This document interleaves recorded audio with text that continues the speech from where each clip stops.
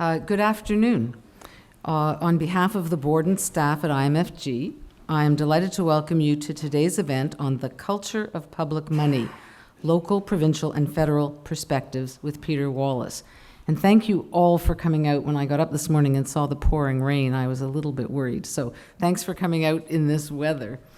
My name is Enid, and I'm the director of the Institute on Municipal Finance and Governance at the School of Cities here at the University of Toronto. Before we begin, I wish to acknowledge the land on which the University of Toronto operates. For thousands of years, it has been the traditional land of the Huron-Wendat, the Seneca, and most recently, the Mississaugas of the Credit. Today, this meeting place is still the home to many Indigenous people from across Turtle Island, and we are grateful to have the opportunity to work on this land. I would like to thank IMFG's external funders, Havana Capital, Maitrey, the Neptus Foundation, the City of Toronto, and the regions of York, Durham, Peel, and Halton. Thanks also to our team at IMFG, Stephanie Ortinsky, who is our postdoc, Piali Roy, who's our admin and communications assistant, our new manager of programs and research, Sonali Chakraborty, and our outgoing interim manager of programs and research, Dina Grazer, all of whom are here today. I'd also like to thank people here at Massey College, Sarah Baum and Shanice Thomas, for helping organize the event today. Please note that this event is being taped, and the video will be posted on our website in a few weeks. As always, if you are tweeting about this event, our hashtag is IMFG Talks, and our Twitter handle, I always stumble on that one, is at IMFG Toronto. We are really delighted to welcome Peter Wallace back to IMFG. And it is back because, as you know, Peter has been here before when he was the Toronto City Manager, and he gave the annual City Manager's Address. He made presentations in 2015, 2016, and 2017.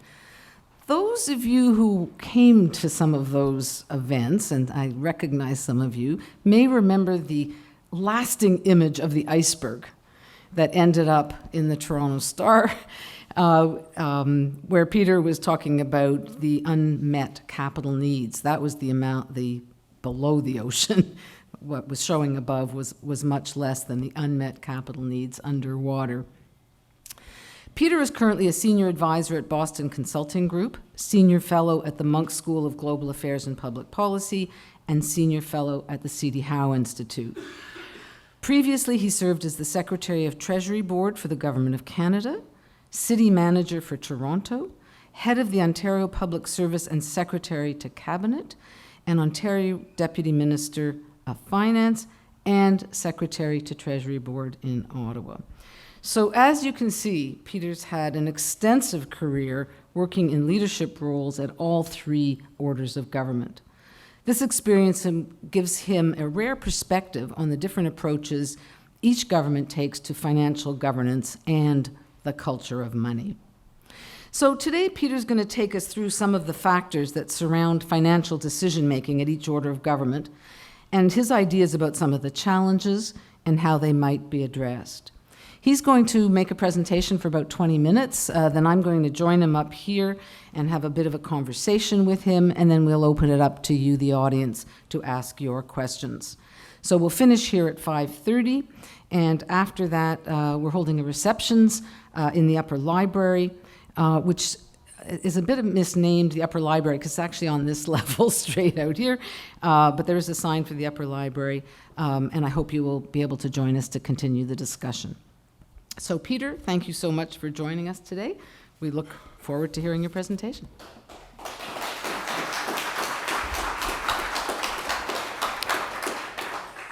Thanks so much. So this presentation, I really hope I don't make any news here. I really hope that I think almost everything I'm going to say is pretty obvious. But what I'd like to do is build some understanding between, frankly, very different budgetary and administrative cultures between senior governments, Ontario and Canada, and the municipal level. And I'm going to start off by just acknowledging that we really have some extraordinary challenges in the urban space. You can read what they are. There's a ton of overlapping federal, provincial, and municipal challenges, initiatives, all of these other things, super crowded policy space. What I'm going to talk about here is effectively, what's the relative capacity of these different levels of government to address these challenges. And really it's who can do what before who should do what. I don't want to jump into the normative conversation around who's responsible. I want to spend some time actually just unpacking the mechanics, the way in which decisions are made, the way in which there's capability. And I'm going to basically walk through that. A lot of it is frankly pretty basic, but I think we tend to jump to what should be long before we have the dialogue around what actually could be. And I think in many respects, municipal policies, municipal program space is really fairly restricted. It's going to be a big theme as I go through this. I have some caveats, and this is really just the pre-apology slide. Look, it's a practitioner perspective. I'm looking at the art from this far away. This is very much lived experience. I'm going to make some errors here, undoubtedly, because I'm going to use Toronto as a proxy for municipalities, which is, grotesquely unfair. And I'm going to combine the province and Ontario in terms of perspectives. This blurs a bunch of nuances. Otherwise, you're going to be here all night as I unpack those differences. I'm going to try and be a little bit less boring by saying some outrageous things, which the taping is going to make me really regret. And, challenge me during the Q&A and see if I backpedal on any of these things. Let's just start off with raw dollars and just remind ourselves that governments are really big. 500 billion working our way down, even Toronto, really big, 17 billion. Something like 40,000 staff. These are really big numbers. Okay, apples and oranges, these are the raw numbers. They overlap, all those things like that. But this is actually how they present themselves. This is how governments actually present themselves. They don't present themselves on a net basis. They present themselves in terms of their overall spend. And they are really, really big in a Canadian context. And it's worth looking at the same number in a per capita basis as well. And, the reason I have 4 times apples and oranges there is that there's all sorts of overlaps between these numbers, all sorts of things like that, and we don't even actually know what per capita means anymore, do we? Actually, let's get real about that. But just in a very fundamental sense, you can see that on a per capita basis, Toronto is smaller than the other governments, but still a really big deal. And I think, maybe unsurprisingly, citizens expect something for that. And, they really do, I think, look to local governments. And I'm going to now switch the lens a little bit, drive right into, we expect local governments to do a ton of stuff. And we know that they have an immediate impact in terms of service deliveries. We'll talk about this a little bit. The taxes and fees are very visible, very direct. They are very ambitious and vocal about what they'd like to do, at least in Toronto. And I think they get a great big chunk of the blame for things like housing and encampments and transit congestion and a whole bunch of other things. And I think we look for local leadership in those areas. I think that's a persistent theme. This is largely going to be an audience that comes at things from, I don't want to be too speculative here, but most of you will be more familiar with the Toronto decision-making context, and I think you'll expect a lot from your local leadership there, which I do as well. But I want to talk about just actually how rational that is and how much space of that money, of those staff, how much maneuverability the City of Toronto has, by proxy local governments have, in this area relative to the freedom of maneuverability, the freedom of capacity that the senior governments have. So the lens here is, what does it actually take to make and sustain real change? A little bit of an arbitrary list, but one that I kind of like. You got to have the jurisdiction and the legislative authority. You actually have to have, and there's a nuance here, and I'll explain it a little bit as we go on, you actually have to decide stuff and act strategically. You actually have to do things and act strategically. You have to have the financial capacity. You actually have to be able to take on the risk. And if the risk is realized, you actually have to absorb that. And I think on each one of these points, there's a really big distinction between what Ontario and Canada can do more or less in their sleep and what a municipality can do. There's just a huge variation on those. So for those of you who aren't like in the fabric of governments, and remember that I'm talking like this, remember this is lived experience, and I spent 40 years spending my time doing just exactly this. These are actually, it's not intent that matters. Like all sorts of people, all sorts of governments have great ideas and intent. What matters is execution. Like it's not the idea, it's the delivery. And there are some areas where pure policy, bully pulpit, moral leadership matter. But for the vast majority of things, including those issues I listed at the beginning of this presentation, what matters is what you can actually do. And I think what you can actually do as a government is a function of those criteria. Now, if I were, really more academically inclined, I might modify the criteria and something like that, but basically you gotta have leverage. I'm gonna walk through what that leverage looks like. So what senior governments do, and you guys know all of this already, they got a constitutional foundation, they got a whole bunch of overlapping jurisdiction, but basically through their legislative and through their workarounds, they can do a whole lot of stuff. I'll come back to that. Their boundaries are really pretty expansive. Subject to their political courage, their legal boundaries are, geography if you're Ontario, the country if you're Canada, and at the very far margin, you're circumscribed by the courts. Relatively rarely. We're seeing a little bit more of that friction right now, but fundamentally, you got a pretty broad jurisdictional playing field.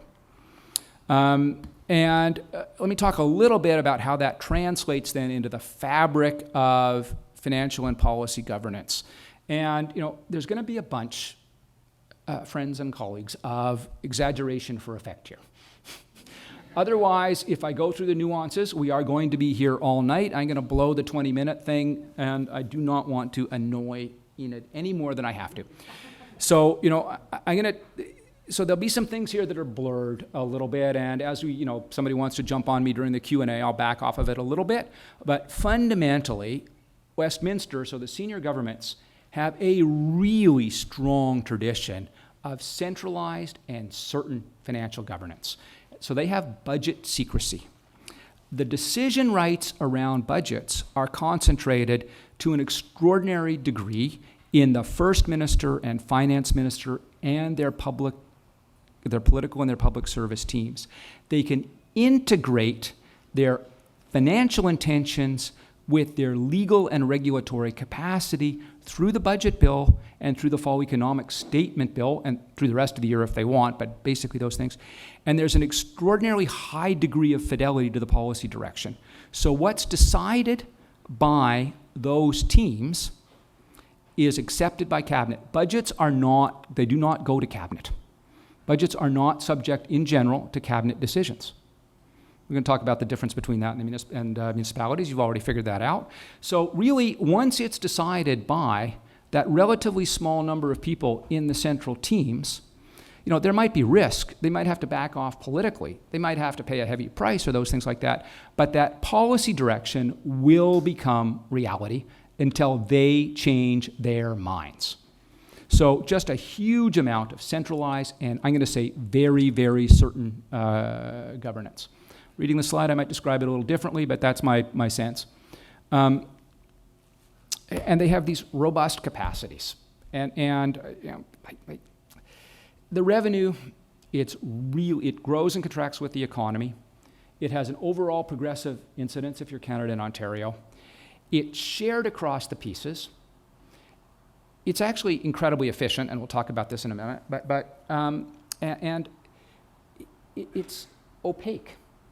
Like you actually have no idea, even the sophisticated economics people in the room, you might understand what your share of PIT is, how much of it goes to the federal and the provincial governments, but by the time the transfers are netted out, you don't actually know what the spend is.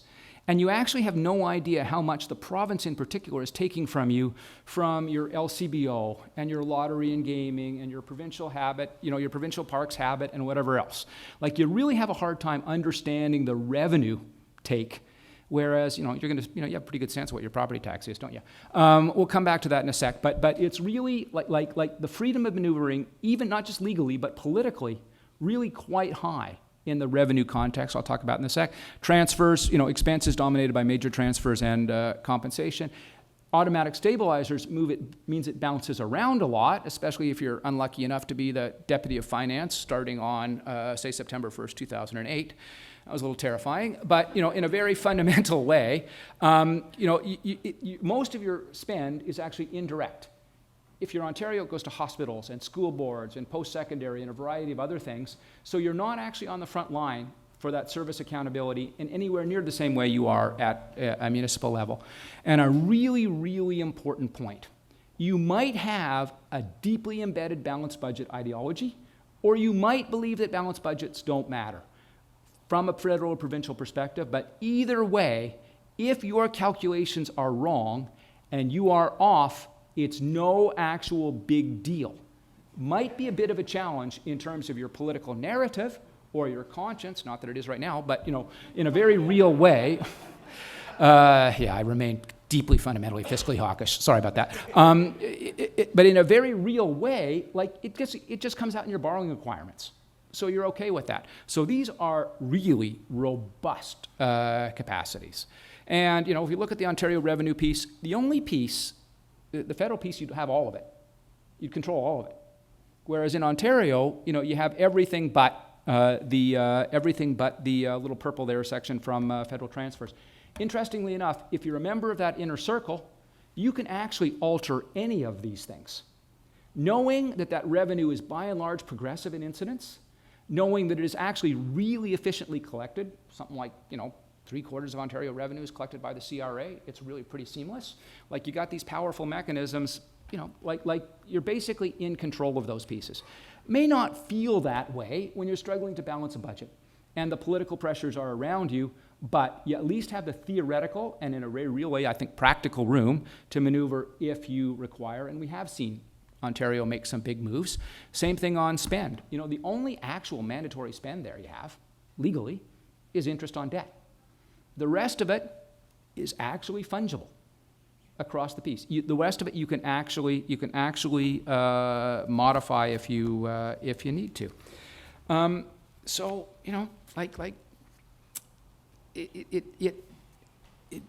You're kind of sitting in a place where even if doesn't feel that way, and let me assure you, it doesn't feel like you're sitting on a great decision thing. These are really incredibly difficult decisions, but the scope you have is actually really pretty broad. And then you actually have a ton of ability to adjust the presentation of the budget. And remember that Ontario and federal budgets are strategic documents, they are narrative documents, they're very heavily focused on communication. So you got the raw dollars, you have the legislative capacity associated with the budget or fall economic bills, and then you actually have a bunch of other things that are non-trivial here. You have accrual accounting, which is a beautiful, accurate, and lovely, lovely thing, and treats capital appropriately, but you got some flex about how you take on charges at any given point in time. And the auditor will come back and catch you on that flex 18 months from now in the public accounts. But you can present it as you want to or as you need to, and there are some big things with sometimes $10 billion shifts back in there around some of the long-term liabilities like pension funds and a variety of pension plans and things like that really make a difference. You actually do treat, in a mechanical sense, the consolidated revenue fund is a very real thing. It actually brings together all of your spend and all of your revenue in one piece. And you can allocate that as you need to. You have some pretty big capacity around contingency. You have formal contingency identified as a contingency fund. Then you have informal contingency around how much do you think you're actually going to underspend, so you can put a negative contingency in there if you need to. Or you can basically adjust your revenue or your expense forecast to meet what you need to do. Because frankly, if you make an error, it's okay. It just comes out in the wash a little bit later. You control the central decision-making apparatus around finances has a lot to do with in-year management and implementation timing. Treasury board is yours. You can have Treasury board release or control the rate of spend through the year as required. Variety of things like that. You have pretty good control over things like hiring, rate of hiring, rate of expansion of the public service, variety of things like that. And, finally, accountability mechanics. Well, you might be afraid of the parliamentary budget officer or the Ontario accountability office, but that would be silly because they're not that scary. And the only thing that's going to hold you accountable for your budget is the public accounts 18 months later, and they are not a big story. So, fundamentally, in that world, my argument here, you got quite a bit of flexibility. So in practical terms here, I'm just going to jump. In practical terms, senior governments can establish and sustain strategic objectives. They got the toolkit all in one. They can absorb the risk. They can translate their policy intention. They can back it up with money, which is what makes the difference. It's not intention that matters. It's what you can execute. And, if they make a mistake, they can absorb the risk. Or if they can, if they want to spend more than they take in, they can absorb that capacity. It doesn't even have to be a risk. It can be a direct policy, and policy intent can be translated directly into change. Let me assure you that if you're the Deputy Minister of Finance in Ontario, it doesn't always feel that way. But, you do have this basic robust capacity. Whereas, let's face it, and senior governments have done some pretty radical things lately. And the fiscal stance of both our senior governments is wildly at odds with the fiscal stance that would have been tolerated by a Wynne or Harper government. It's really different. We've seen some population experiments that are pretty radical. We've seen a handful of other things where senior governments are actually operating in, some pretty broad margins here. And they have taken advantage of that integrated policy, financial, strategic space to operate in a way that does actually drive, for better or for worse, very real change in policy outcomes. So I'll invite you to fill in your favorite hobby horses about where you think governments have, stepped beyond their traditional mandates. But I think certainly on fiscal, running consistent deficits during a period of recovery, spending money on electricity, variety of things like that, are quite inconsistent with the way governments were relatively recently organized and how they taught their things, because they can basically make those changes. Toronto, you guys know the story here. One of 144, creature of the province, limited by its geography super strictly, and it complies with about 150,000, if you're the city manager, different policy directions from Ontario, and then a bunch of restrictions from the government of Canada. Municipal financial rule set, capital, cash-based accounting, you expense your capital spend, you balance annually, or you're in real trouble. You have a single budget cycle. You decide, you don't revisit, you don't control the pace in the same way you do at a federal level where you own Treasury board and can control this pace of spend or adjust revenues in year. And in the real world, you might take some risks, but it's a terrifying experience. They have minimal capacity to absorb risk without coming up against that, and because of that, they tend to build in some caution. We'll talk a little bit about that in a sec. So the financial governance, it's actually a thing of beauty. It's actually really cool. The mayor and the staff request budget submissions, they get the material back. There's some difference between the way agencies and divisions behave. Proposed budget, consultation engagement, committee and council considerations, it's super visible. And there are shared and diverse decision rights. And even if the mayor is going to get their way most of the time, it's not the same integrated budget tool.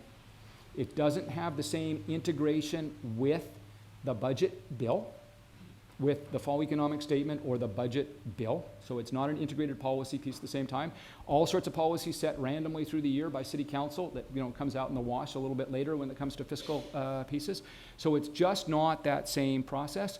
And in the real world, you got to be super careful to keep council with you. Like in the real world, I suspect even a strong mayor power, your decision rights, which are centralized and certain, at the provincial level are decentralized and I think highly uncertain, highly subject to compromise in a provincial, as in a municipal environment. And the revenue limitations, this audience will know this super well, your ability to find own revenue, very strictly limited, even under the City of Toronto Act. It's super visible. How many people in this room have a pretty good sense of how much your property taxes are? Somebody in your family will, as I explained earlier. None of you have a clue how much the government of Canada or the government, particularly the government of Ontario, actually cost you by the time you go through the other ways in which that works. The incidence of tax is unclear at best, and certainly has the potential to have some very negative consequences in terms of how we treat property tax on multi-res and a variety of things like that. You have a lot of your revenue is steeply conditioned, and you only have that revenue because the province or the feds have given it to you to do specific things, and you have to reset your property tax on an annual basis. So, pretty restricted environment. Expense limitations, again, you have service level policies from council that you can mess around with a little bit, but really you're supposed to respect them. You have incredibly visible and high impact services. You have the same service obligations tied to the revenue. You're not going to amortize your capital. And in the real world, because everybody's terrified of overspend, you're likely to build cascading caution into those expense estimates. That's one of the things I might back off a little bit if somebody wants to yell at me about that one. But I think just in general, it's the kind of challenge you have. I'm just going to go through some of the other things that are really challenging in a Toronto context. A little bit of overlap, but policy is adjusted through the year. The budget's annual. There's a big gap starting point because of the way the budget is set up. By trying to meet your service levels, what it requires to do, all of those things like that, you end up with that amazing gap. Then you have to struggle to balance. Reserves are treated simultaneously as both expense and revenue, in a way that I think many political decision makers truly struggle to understand. I think there are probably some division heads that struggle to understand the relative balance of their reserves and how they're actually working. Error and estimation risk. At a senior government, you might actually make it deliberately. You might pull or pull in caution or whatever. That's it's a little bit tough when you're looking at MLTT from a municipal, from a perspective, knowing that has the potential to be volatile and not knowing where it's going to land, and knowing you have no flex in absorbing the type of flex, the type of shift that might reasonably be expected in year. You divide your spend into rate versus tax base.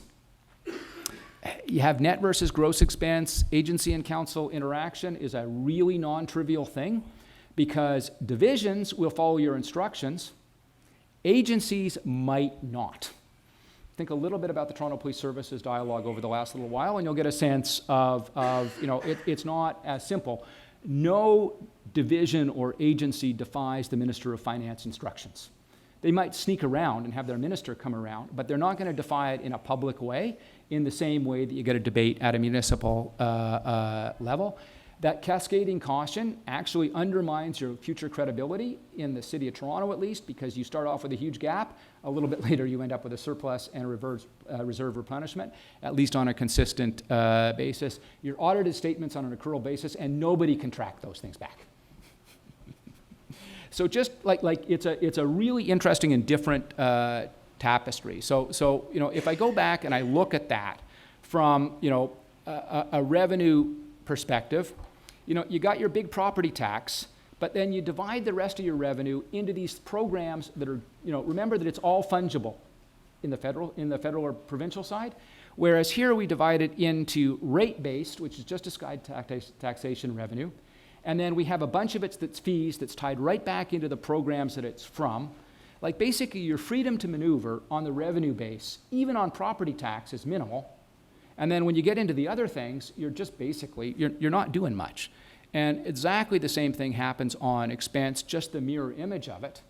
And, I spent a lot of my time as city manager struggling to understand what that negative balance was. In a very real way. It's just conceptually, interestingly enough, even though it's intended to be a simpler operating environment, I think it's actually a more complex operating environment. And what that takes us to is, unsurprisingly, municipalities can do is, what they're allowed to do, sometimes what they can get away with, but there's not a lot of maneuverability there. What's supported by council, which is really different, so decision certainty doesn't exist for those at the center of the process, and what they're able to finance, which is effectively not that much, because your revenue's pretty strictly limited, and you have really effectively zero capacity, I think, to absorb risk, and you got to be really careful about trying to do progressive things on what might be a potentially regressive tax base, just from a kind of economics perspective. You got to be a little bit careful about that. So in the end, I think in contrast to federal policies or provincial policies that jump around a fair amount, municipalities are actually really pretty stable.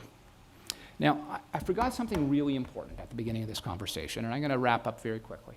But I forgot to say this is about municipal capacity. I said it was about municipal capacity.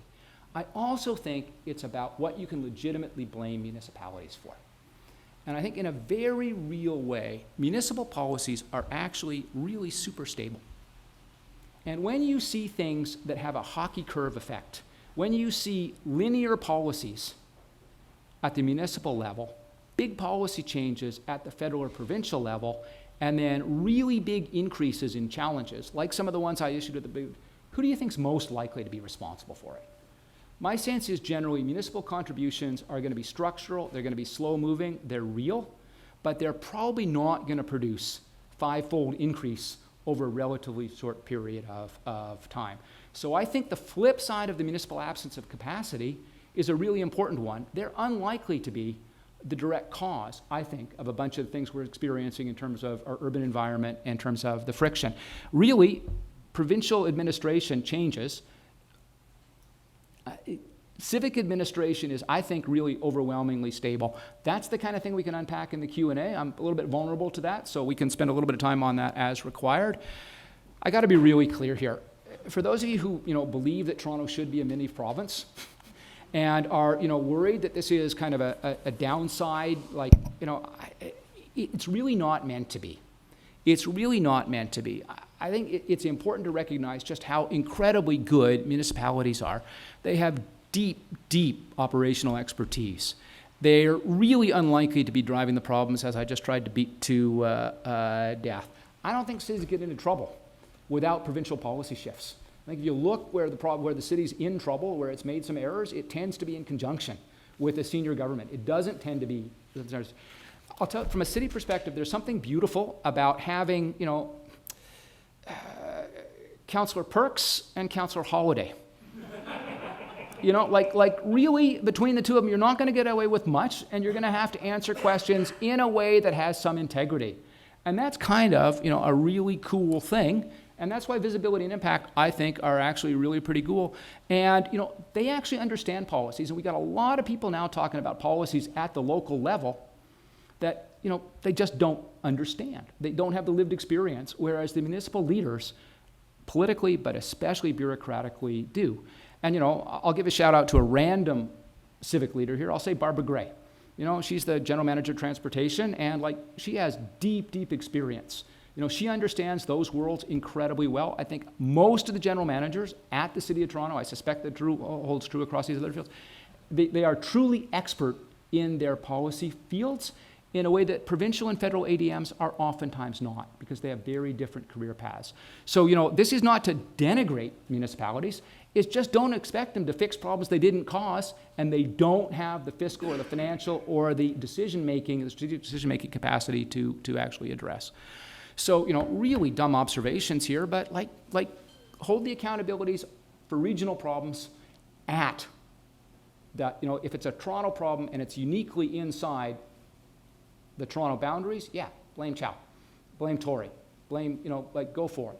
But if it has a regional dimension, and almost all of the things we care about are actually regional, provincial, national in nature, think a little bit about the accountabilities of social that.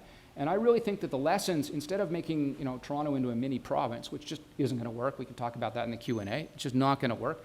I think the really important lessons here are from civic administration migrating up. The true expertise in civic administration migrating up to the senior governments. I did something incredibly bold here, which is I came up with some provocative things, like whose fault are those anyway? We can have that dialogue. I'm going to just put my little stake in the ground here. I don't think HST PIT makes a whole lot of sense on a municipal basis. All sorts of obvious reasons for that. I think the real challenge here is getting provincial and federal governments basically to take a to realize just how incredibly valuable municipalities are in terms of their local service delivery. Things like carbon, congestion, all of those things like that people care about. Just fund them properly to do that work. And if anybody wants me to ask about public service cultures, I was silly enough to put that on the chart as well. Thank you very much. Looking forward to being held to account for those outrageous statements. Thanks. Well, thank you very much, Peter. You didn't stick to the time, but you didn't make me mad. Because I didn't realize it until we got up here that you hadn't done that. I was enjoying what you were saying so much. And it's interesting. I almost think you're more of a fan of municipal government than the other orders of government. Is that fair to say? So from a working perspective, you know, so it's actually a tough question to answer because there isn't. It kind of takes me into normative territory. And I have to say I'm relatively uninterested in normative territory. I've enjoyed working at all three levels. They're all interesting. They're all incredibly different. Mostly what I focus on, though, is like we pay governments to do things that are in a public interest.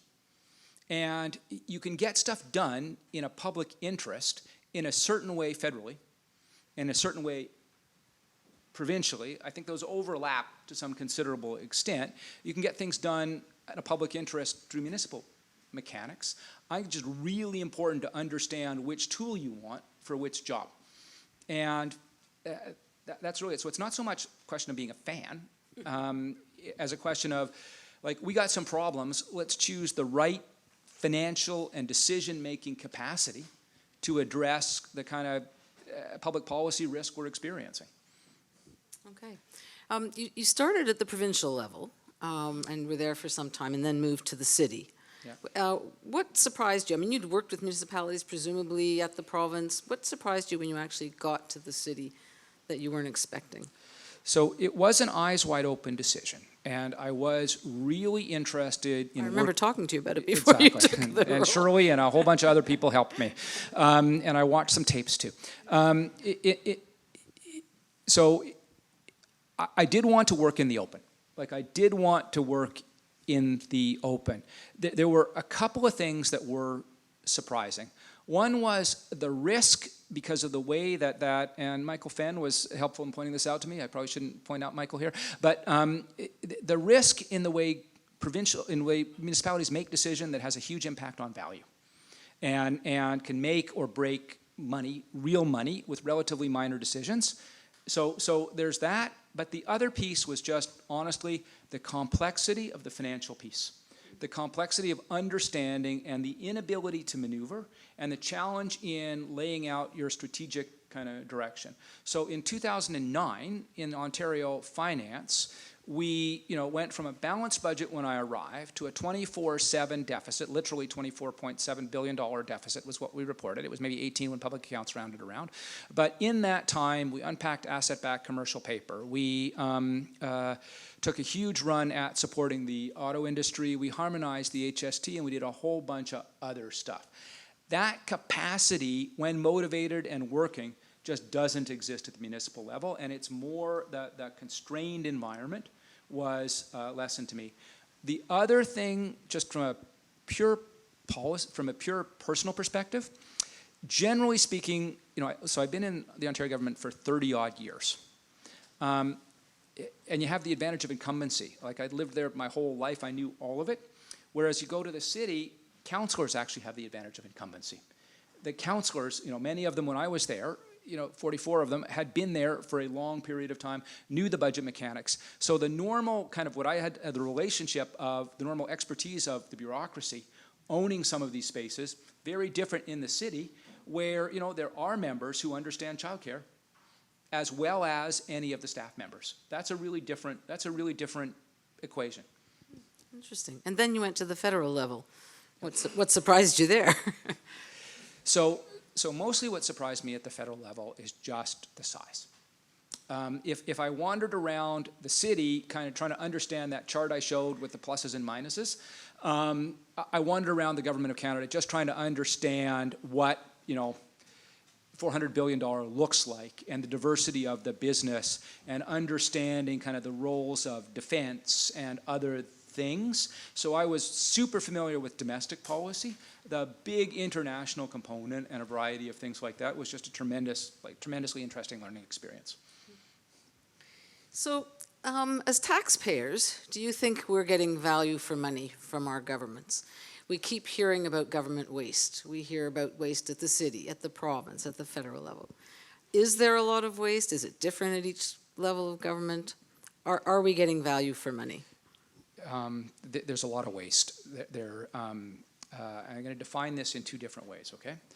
In the Government of Canada, Government of Ontario, I think every senior person will have a list in their head of programs that have no appreciable public interest benefit, could disappear, and really, you know, the people who get the money would be harmed, but there's no obvious public policy benefit from that. It's a public forum, so I'll be disinclined to list a bunch of them out. But you know, just come up with your own list. You did say at the beginning you were not going to be controversial or quotable, but I think you've crossed the line a few times. In a very real way, like there's nothing in the City of Toronto that the City of Toronto does that I think has the potential to be pure waste. Like, I think it's all used and useful. Having said that, embedded in every one of these organizations all the time is inefficient decision-making. Like, we don't hold bureaucrats accountable for their inputs. We rarely hold them available for their outputs and hardly ever hold them accountable for their outcomes. You know, as a result of that, there's a ton of inefficiency. And I think on just the application, the adoption of digital, I think on all sorts of ways, the way we use information, a variety of things like that, there is a lot of, you know, I think harder work by our bureaucracies would in general greatly improve value. So yeah, I'm actually, generally speaking, and this is why I frankly never resisted the council focus on finding value. I think there's always a way of doing that. And you know, many private sector organizations have an annual 2-3% or whatever it is constraint built into budgeting. Find this through an efficiency mechanism. I frankly think that's a good idea. And I think our bureaucracies, generally speaking, underestimate the economic friction they put on, we'll call it families, we use the political language, but Canadians. And I think they underestimate the regulatory cost and compliance cost. And I think it's well worth spending a ton of time, you know, working your way through how to reduce those costs and how to achieve public interest outcomes in the most efficient way you can. Okay. I have a couple more questions, but if you have questions in the audience, get them ready. We'll have a mic coming around. So you... That's why I get to sit on CD. That's why I get to go to CD Howe, too. Why is that? That long list of why we could be more efficient. Oh, okay. You put on your slide, I guess it's gone now, some of the potential questions or provocations, and one of them was around culture, the different cultures at the different orders of government. Can you speak a bit to that? Yeah, so and just oversimplification alert, like to the power of 10 here, but Toronto culture, I'll speak more specifically, is actually in many respects an expert culture. You know, it is, the civic administration has people who have grown up in their programs and are deeply expert in their programs and have gone to conferences on those programs for their 20-year careers.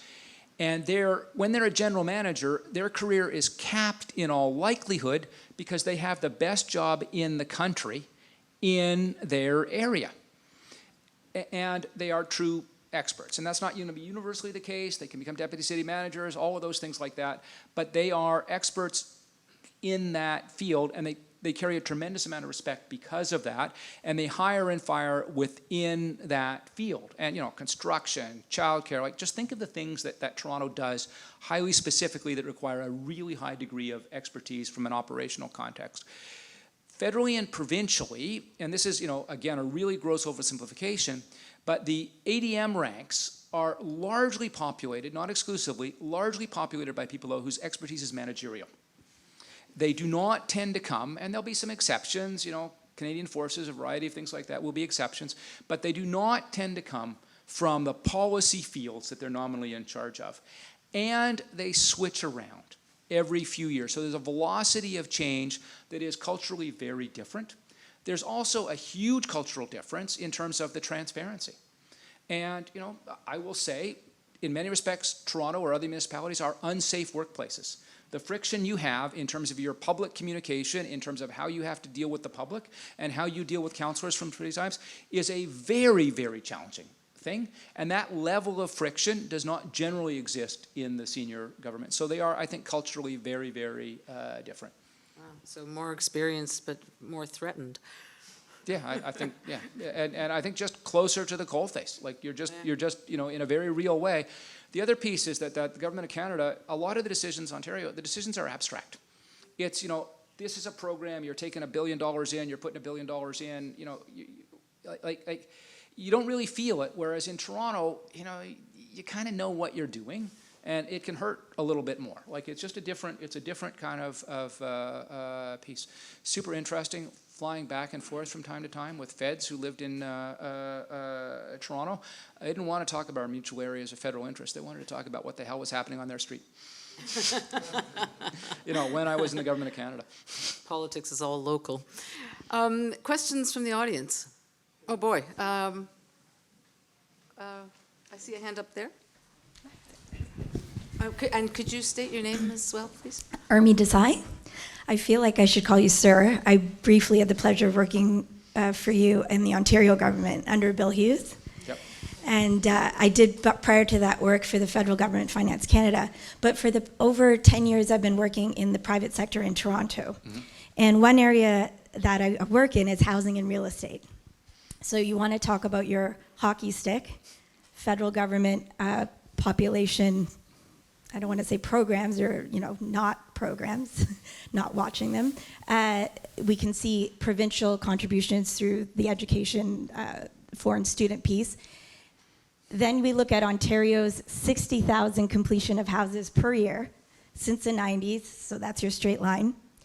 And then we look at where a lot of that ends up at the coalface, and that's Toronto, in terms of the insane pressure in the housing affordability and availability area.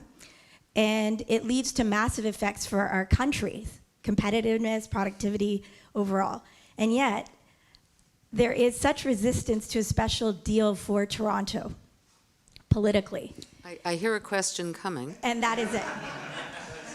So, and why do you think that is? Is it the typical, oh, we hate that, like in Ottawa, Toronto-centric behavior is, they're afraid of it?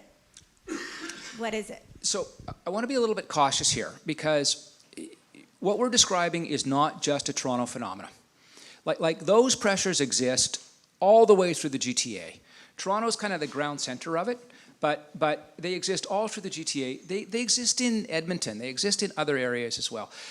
I do think that voting intentions, voters are overrepresented in rural areas. There are some other things associated with that, but I actually think that urban areas punch below their weight in terms of having politicians understand and appreciate their challenges. I think they delegate those challenges to the mayor level that is not able to deal with those pressures. I think mayors oftentimes say, yes, I'm the responsible for that. Bring those things on here. I can do something about housing, when really they have very little capacity to do that. So I think actually there's some real confusion here, some fundamental confusion in everybody's mind, including municipal politicians, about who actually is responsible for some of these issues or contributing to them, and who actually has the leverage to do that. I think municipalities rush up, put themselves at the front of the line saying, yes, I can solve these problems, when my view is they do not have the tools. So I think, frankly, and I don't want to get into politics here, it's not my end of the business, but I think in a fundamental way, it's worth just looking at who can do what in that context. And my own sense is that putting pressure, having senior governments, I think, acknowledge that they have the leverage and the capacity to address some of these issues, my sense is probably the way to go than trying to create special treatment for municipalities. And just to be really clear, the notion of special treatment, there is no inherent logic to, Ontario funding capital and the city funding the TTC operating. There's no, that was a deal made a while ago. There was no logic to the 427, Gardner split. There's no necessarily logic to that, or to the upload or things like that. Those things are all just point in time deals. There's no theoretical basis for those decisions. So, it's not a special deal if you're unpacking some random moment in history.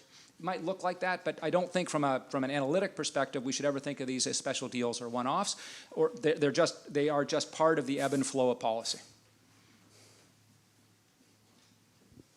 I've got one here, and one here. Yeah, Ron Bogo, Toronto Metropolitan University.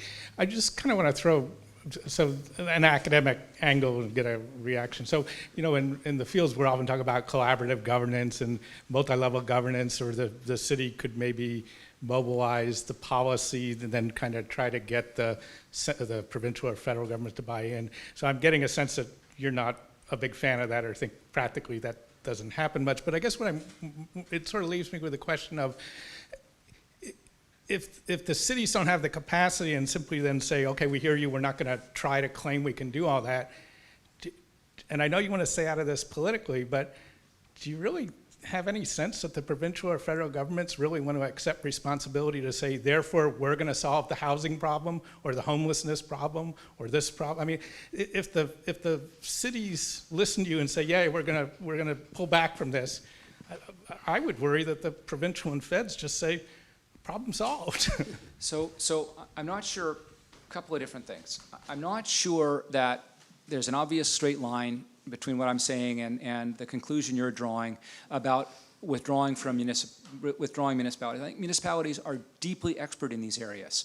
They feel it, they know those things. They actually understand to a much greater extent than other governments are likely to, what some of the root causes are happening that are driving homelessness. They understand in a very real way what's happening to rents. They feel that in a different way. They administer the social health programs. They see what the wait lists are like. They have those understandings.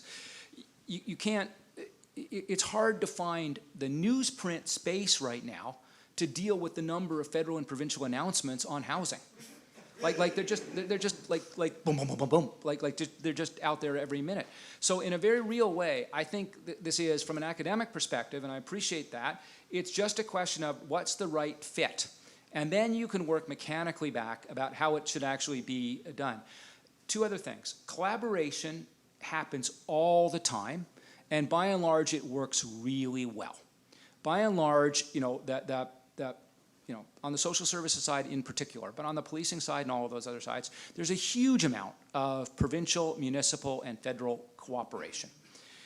One thing I forgot to point in the cultural piece is that city public servants have to answer in public. And it means that if you're negotiating something, and I'll use an example, if you're negotiating something, say, crosstown, that federal public servant can really do a deal, and you have to be prepared to defend and answer those questions, including what you offered and what you didn't offer, in that you're dealing with strict written instructions that are known to the other side. So there's an asymmetry in those negotiations that is just culturally a little bit different. I'm a huge fan of the collaborative mechanics. We just have to understand that collaborative mechanics means something different for a government that has huge strategic capacity versus a government that is actually functioning in public. Okay, question here? Thank you, Professor Slade. And yeah, this is my 5th session that I have been attending with your presentation, and really interesting. So I have some explorative issues. Basically, my experience is data analytics. Can you hold this? Data analytics you work on policy research also as well. But here I see from your presentation, basically, in federal government, you mentioned that invoice constraint. So federal government doesn't want on that. Actually, they focus on outcome mostly. And local government, some constraints are cultural on this public expenditure or public money issues, expenses. This may be, so at the provincial level, what we can actually consider most important constraints in that context.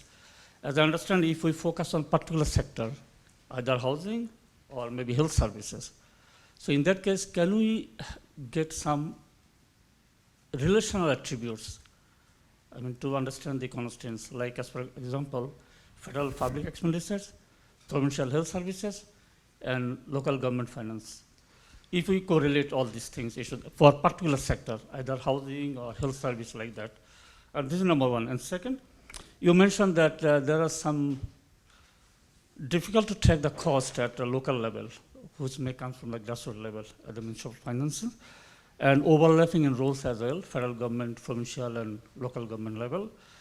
And that's why another constraint is maybe the what I can mention that most interesting and gap issues in yearly statistical data, if we think about the expenditures, other federal public finances and all these things, at a certain stage we see maybe 3 years gaps in statistical data. So this happened actually. I work on some GDP and financial, this is in published statistics and the public discourses. So as a result, we cannot actually make any trend due to gap of data. And still it is, if you check with the statistical yearbook, you'll see some gaps in expenditure data, federal government. So there's one.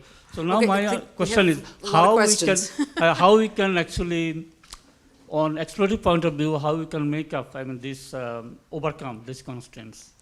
Thank you very much. So I worry, and this is kind of an hour-long conversation on just a massive subject. I worry to some extent from your question that there'll be a message of hopelessness from this. There should not be. Governments are really powerful. They spend a lot of money. They have the capacity. They have, there are some behaviors in government, some policies that have contributed to some of the problems we're experiencing now. We have the capacity to address these problems. We have the capacity to address many of these challenges, whether you're focused on defense, whether you're focused on community safety, whether or not you're focused on opioids, whether or not you're focused on health or social determinants of health, or frankly, fiscal balance. We actually have the capacity to do those things. I think in a very real way, we should try and figure out what behaviors we need from government, and then try and allocate those behaviors, what we expect, according to the relative capacity of those governments. Municipal governments have incredibly important delivery capacity and incredibly important knowledge. They just do not have the financial capacity to drive that change. So they should be absolutely front and center at solving all of those problems I listed on the front. We just can't expect them to drive the overall policy framework or find the tax room or frankly the risk absorption capacity necessary to make those shifts. That requires cooperation from the senior governments. That requires not just announcements, not just budget pieces, not just money, but an actual commitment to working through the mechanics of how you get stuff done, of which municipalities are, I think, tremendously important. And I think then the unique characteristics of municipalities, their visibility, their grassroots, their engagement with community is absolutely an asset and is absolutely a great thing. We keep thinking it was a limitation. It's not. It's just a great asset. We should just make sure we should just work our way through the mechanics of getting that stuff done. I so want to ask the question about the income tax and the sales tax, because you keep saying there's no fiscal room here, and I'm dying to ask it, but I think you had the next question over there. Yeah, my name's Harvey Cooper. I'm with Habitat for Humanity. Pleasure of knowing Peter many years ago. And first of all, thanks very much, Peter, for your frankness, your insights over many years as obviously a very senior public servant at all levels of government. So I'm just curious, you gave a number of examples, particularly at the municipal level, in terms of accountability and governance and the very strong role that councillors play, that the budget has to be supported by them, that you as the city manager are accountable to them, that they've got deep public policy knowledge. How would you contrast that? You were at Queen's Park for many years. Let's say a typical MPP in a majority government who also, represents a constituency, a riding, all those local issues you talked about. What was your sense of the impact they might be able to have on public policy? Be careful, there's at least one former MPP in the audience. So no MP or MPP is going to tell you to, stand beside you in the parking lot telling you to be careful as you ride your bike home. Lived experience in the city. It's a tougher place. Councillors work incredibly hard. They regardless of the massive level of representation and things like that, they are there on the front line, and people call them very directly, and they are expected to influence these things on an immediate basis. And there really is no comparison between the policy in provincial and basically, the role of some MPPs or MPs, and the kind of very direct, granular role of municipal councillors. And municipal councillors, whether in Toronto or any other place, are really, they have a direct impact on the service levels.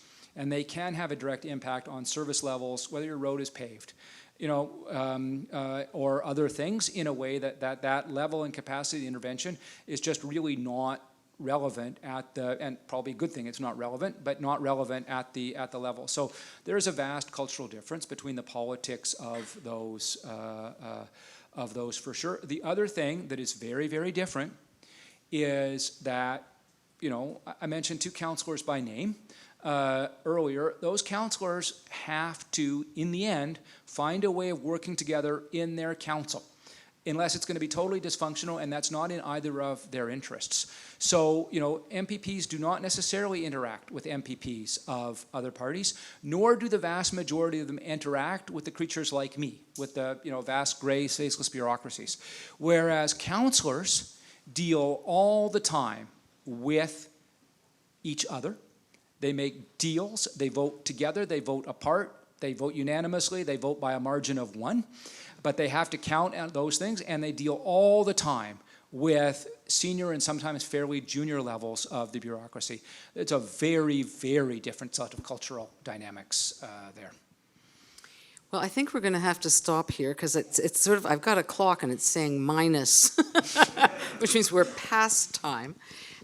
This has been a really engaging discussion. As I said at the beginning, Peter has a rare perspective, being in senior roles at all 3 orders of government, and I think that's really come out today.